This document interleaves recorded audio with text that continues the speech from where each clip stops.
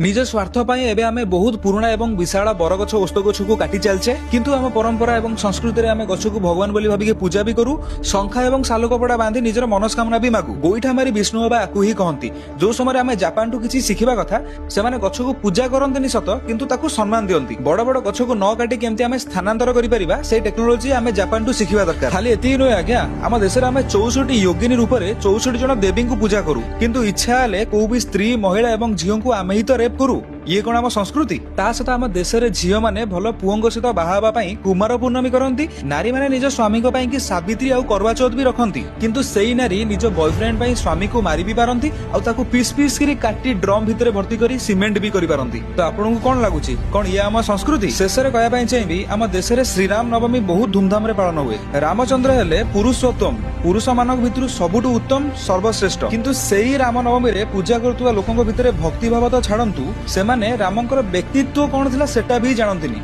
आम समाज बोध हुए बहुत जल्दी बदलिबारे लागिछि एमिति न हो आमे निजको हिंदू बोली कहूथुवा सत किंतु हिंदू धर्म रे सब किछि पोड़ी खाइ जाइथिबा तो आपनको कोन लागुछि हिंदुत्व काहाकू कुआ जाय कमेंट करंतु जय जगन्नाथ जय सियाराम।